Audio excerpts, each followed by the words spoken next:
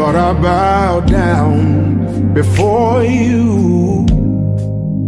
I was lost in despair, but nobody knew, 'cause I smiled through it all.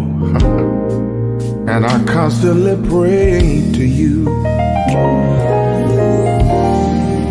I needed a kind word, a smile or a hug. I needed to know that somebody loved me, 'cause I felt so all alone. But lo and behold, in the midst of it all, in the midst of it all, you encouraged my soul. Yeah, you did. So I won't let go. I won't let go. I'll just keep holding on. Keep holding on. In the midst of it all, right in the middle, you encourage my soul. That's what your word did. Your word encouraged me. I'll just keep holding on.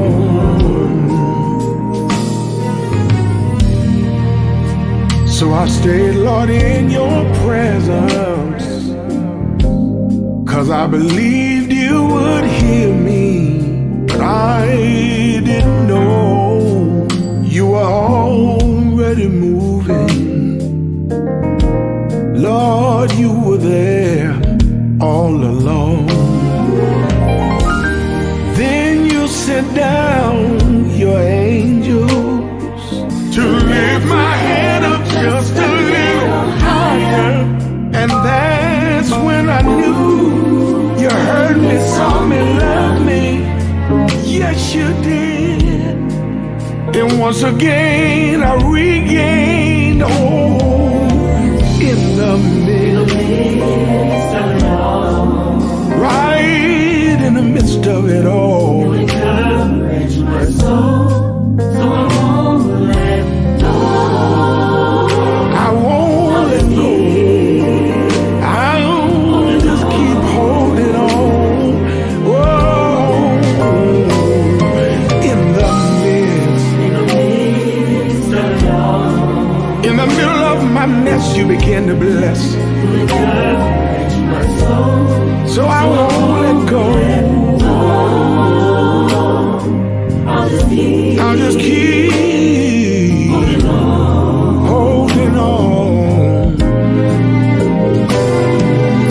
Weeping may last all night, joy will come in the morning light, 'cause you never fail to supply my needs. And the more I prayed, the more I knew your love for me would see me through, and your favoring grace fell on me. In the midst of it all, that's when it happened, yeah. you encourage my soul. So I won't let go. I'll just keep holding on to your unchanging hand. In the midst of it all, you encourage me, my whole soul. so I won't let go. I won't let go. I'll just I'll keep holding on. In the midst of it all, ooh, you encourage my soul. I won't let go. I can't let go. I'll just keep I'll just keep holding on. holding on. Holding on in the midst of it all. In the midst of it all, You encourage my soul. you encourage my soul. Can't let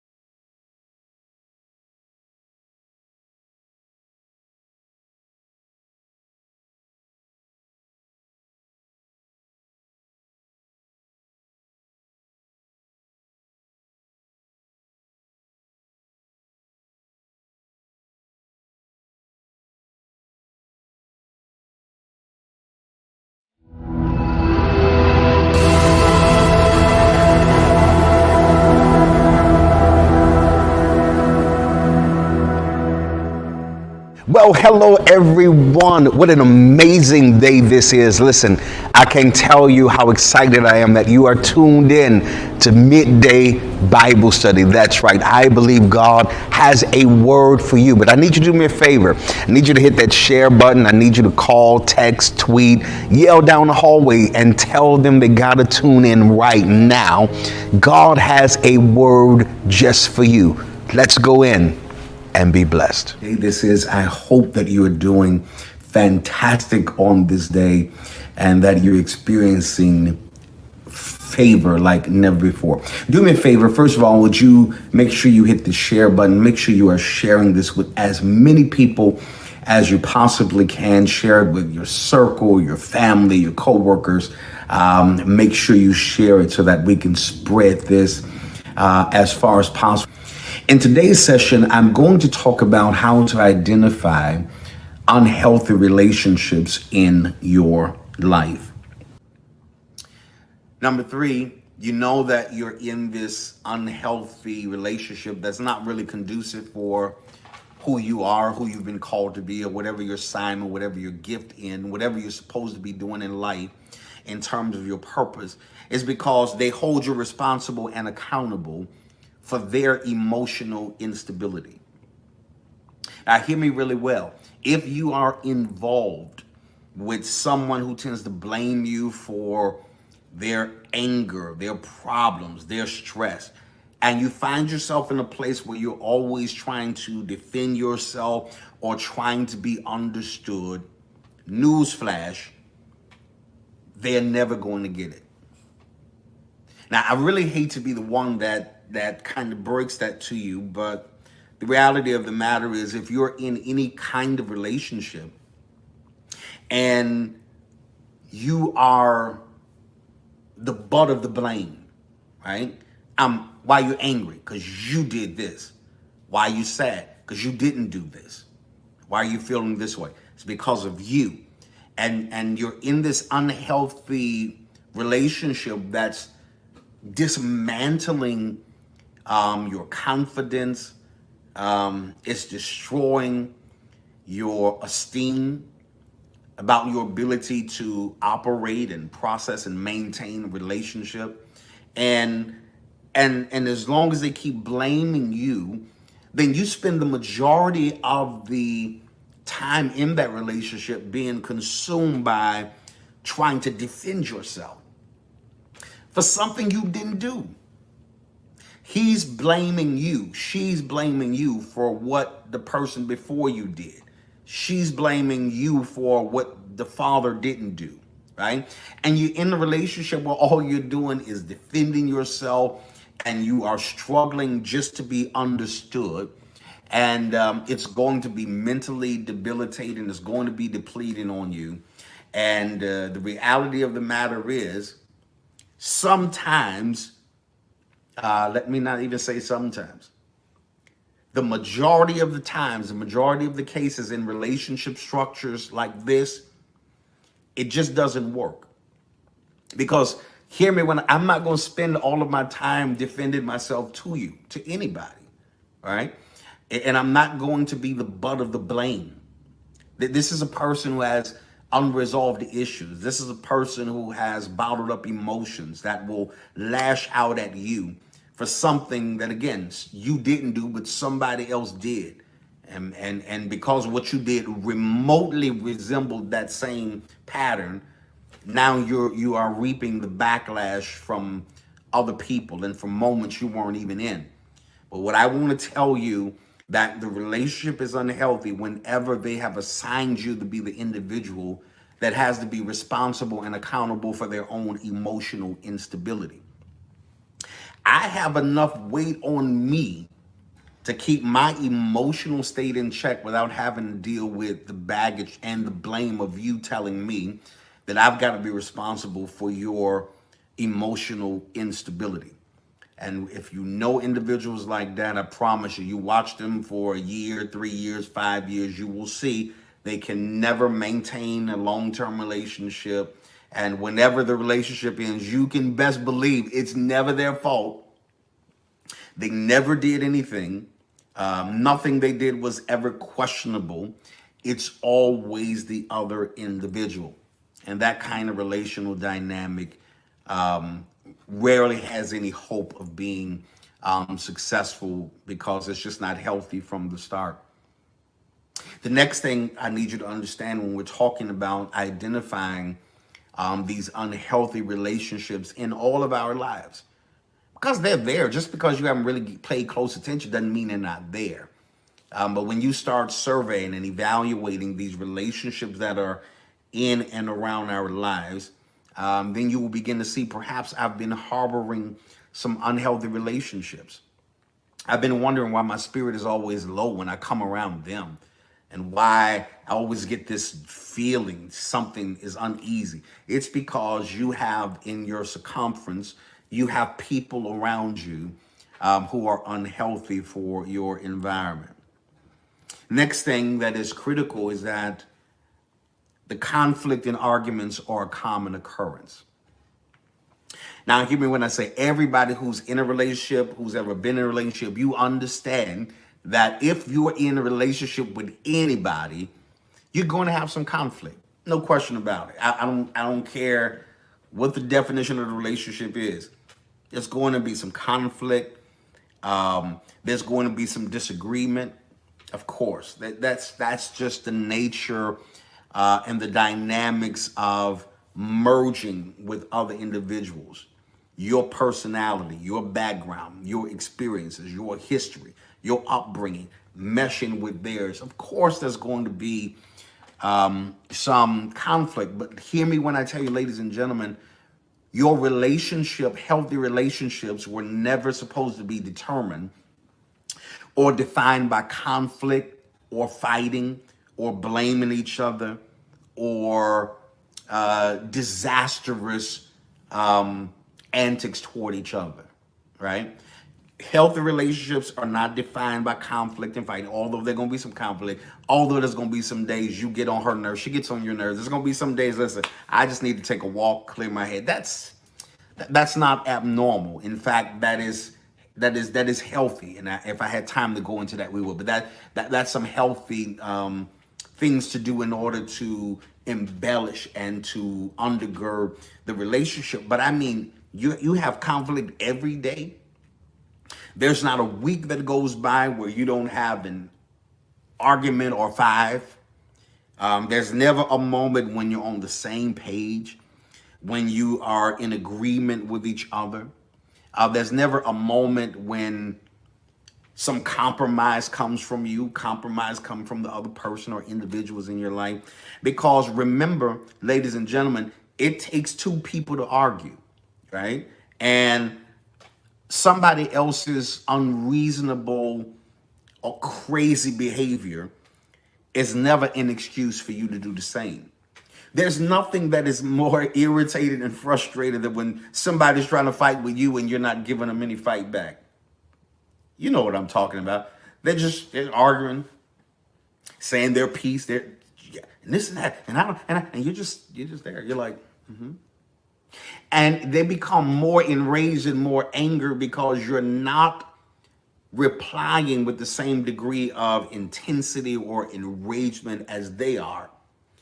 And you have to watch it, because some people only feel alive when they're killing you emotionally, killing you with their words, trying to belittle you, trying to berate you, trying to talk down to you.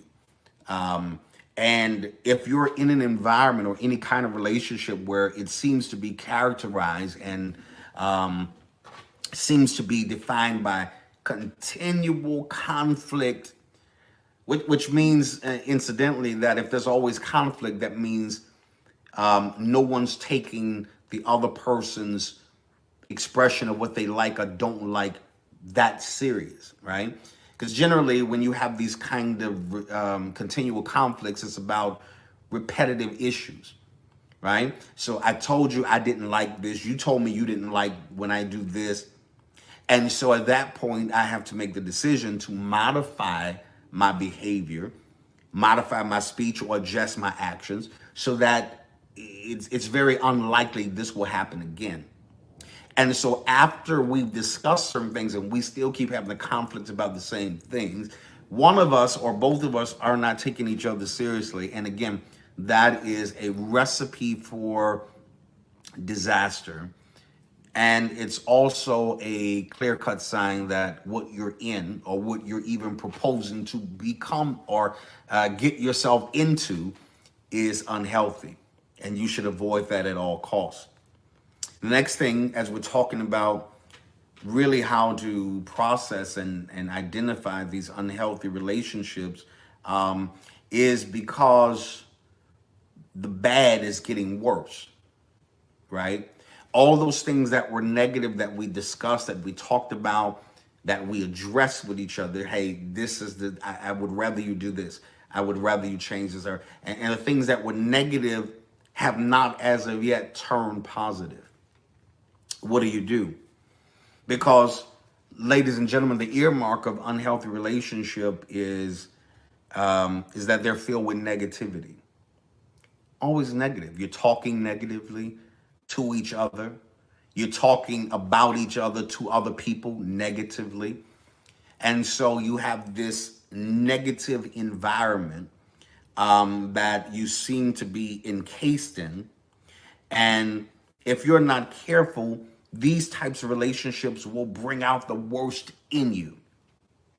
You probably know what I'm talking about, because I know what I'm talking about. You get in certain relationships over the course of your life, and you can adapt other people's ways. You can adopt how they process and deal with others, right?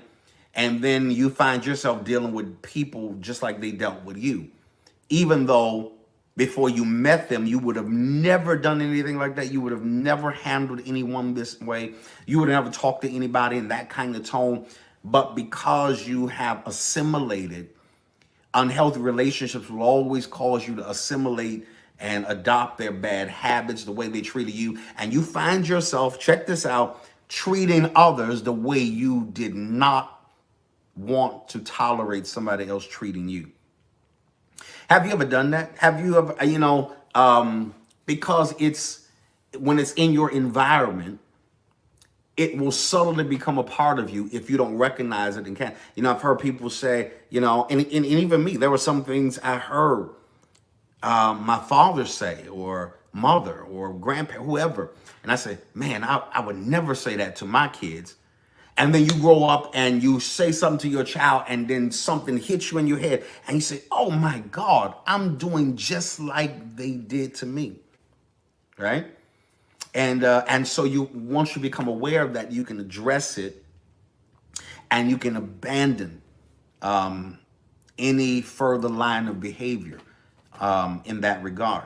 And so you know you're in an unhealthy relationship because it's filled with negativity. There's always put downs, always criticism and insults, which incidentally is emotional abuse. And you'd be surprised how many people just tolerate it with the hopes that things are going to change and that they're going to get better. And then reality kicks in a few years later that not only did it not get better, in fact, it got worse. And so you're in an unhealthy, unproductive relationship that will not be sustainable long term when the bad just keeps getting worse.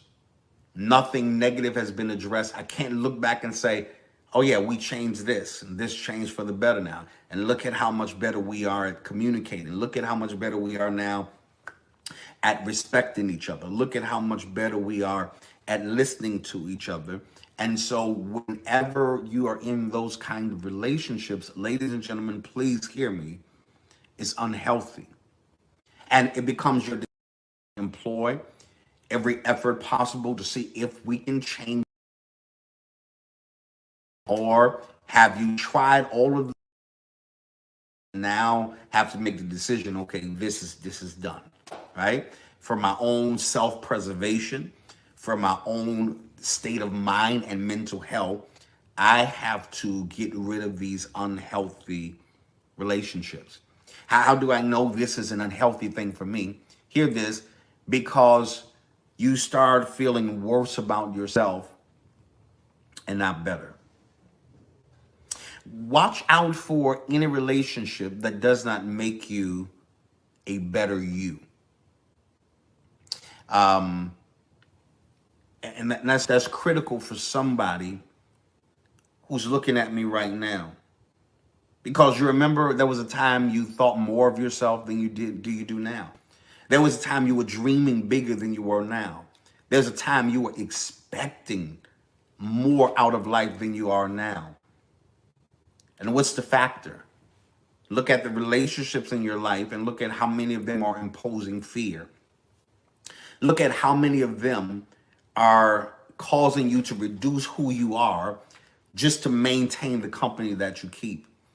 What a tragic state of affairs it is for you to have to reduce who you are just to keep the company that you have. I hope for another day that you never allow yourself to be okay with dumbing down for another person another day in your life. You got to be in relationships that build you, not relationships that judge you, that make you feel bad about your experiences, bad about your past, because healthy relationships are about acceptance. They are about compassion again. They are about saying, listen, everybody has a past. Whatever you did, you did. Whatever I did.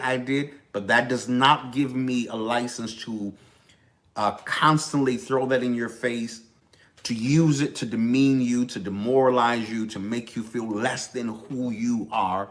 And so healthy relationships, ladies and gentlemen, always make you feel better. They make you want to be better. There is no better compliment, at least in my opinion. One of the great compliments that a woman can give a man that they're in a relationship with is, you make me a better person. I'm better because of you. I'm better because of your example, because of your impartation, because of your input in my life, because of your example. I'm better because of it. Everybody needs to be in a relationship that makes them feel better about themselves, that makes them see themselves in an elevated state, that makes them and allows them to see themselves like no one before them ever made them see themselves, right? You got to be in a relationship that that supports you at your core, supports your dreams, supports your values, pushes you to live up to the level of your capacity and potential. Not relationships that try to marginalize you and push you in the corner and relegate you to only being able to do one thing. You got to be in a relationship with somebody who thinks you're great and wonderful and spectacular. Otherwise, why are you here? Right? I got to be in a relationship. I require too much attention. I got to be in relationship with people. And there are people out there who have to be in relationship with individuals that are going to complement them, right? We just fit. We complement each other. We are compatible. And ladies and gentlemen, whenever you are in any kind of relationship where you feel worse about yourself than you feel better, then it's time to reevaluate that and decide, how much longer am I going to drag myself through this emotional massacre without expressing how much I care about myself? This is why I got to get out of this and do it pretty quickly to retain my sanity. And so you got to be aware of any unhealthy relationship that is around your life. How do I know it's unhealthy for me? Because here's one of the big ones, and it is that the focus is always on the other person. They're the star of the narrative of your lives together. And you play the supporting role, the background, not even supporting, an extra in the film. They're the headliner. They're the star. And the focus in that unhealthy relationship, the focus is more about changing the other person rather than working on changing themselves. You need to change. You need to do this. You need to do this. You should do this. I think you need to do that. I think you need to do that. That is a telltale sign that you're involved and that you're in a relationship that is unhealthy, right? Anybody who feels like they do not have to change, trust me, they're not for you. They're not for me. No matter what I think I know, I can know more. I can learn more. You cannot come to people feeling like you're in your final cut state and they're still in the edited state. You got to constantly edit them and edit them and edit them. But you're the perfect final cut. That's just not reality, and that's just not the recipe for any kind of successful relationship. In any mutually respected relationship, you don't want to try to mold somebody into your ideal person.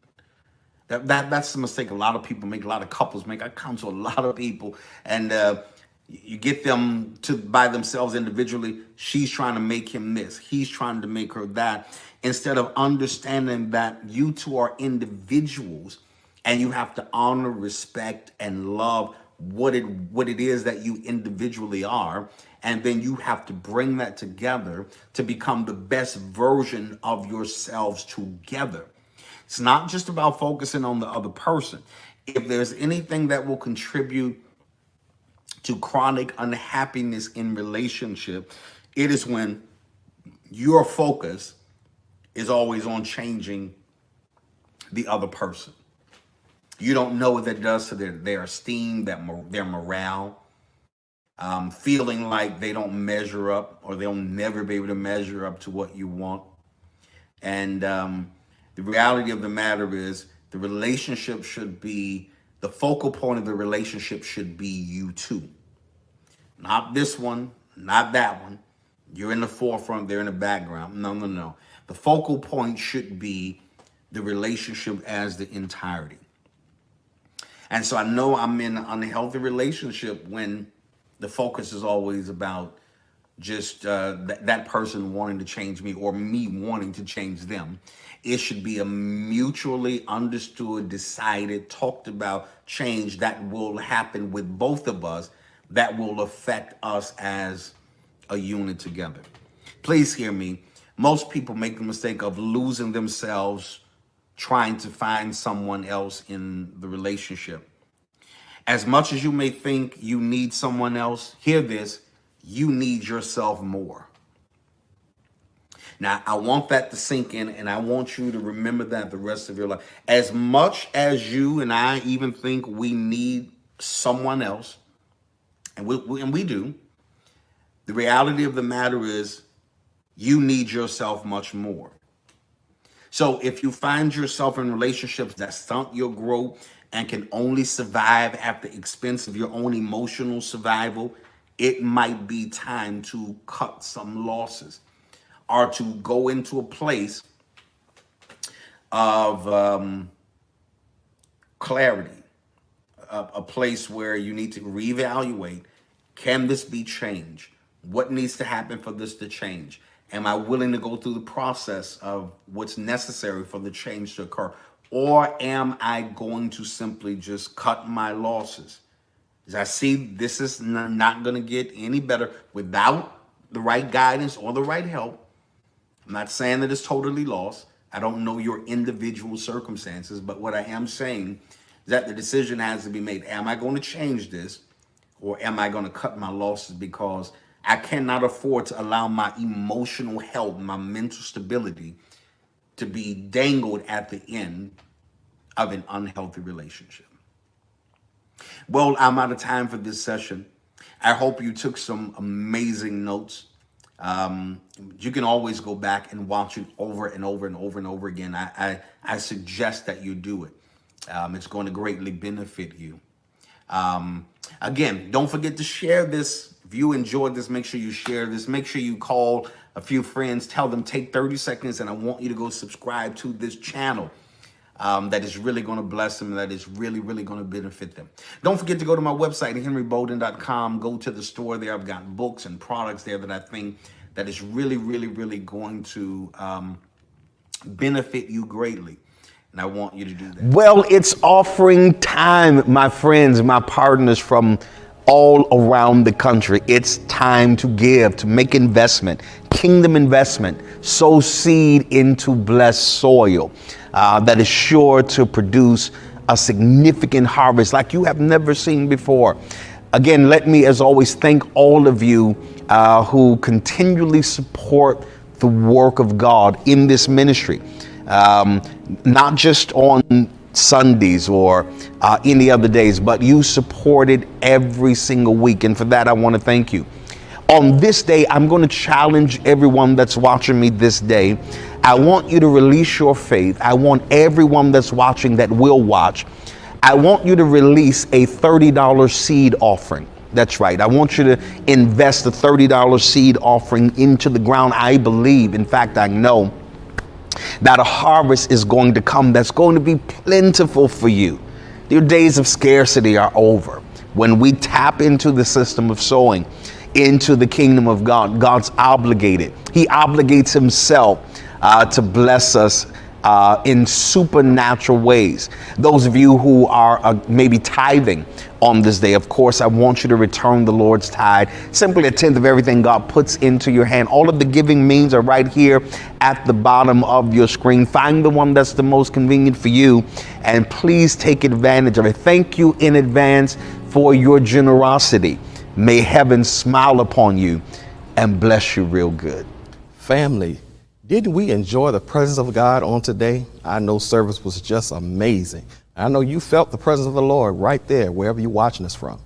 Right now, it's giving time, and we want to make sure that we sow into the man of God's life. He's been delivering a powerful word to uplift us and teach us and to encourage us, strengthen our faith. And now is your opportunity to participate in sowing a seed into the man of God's life. So easy to do.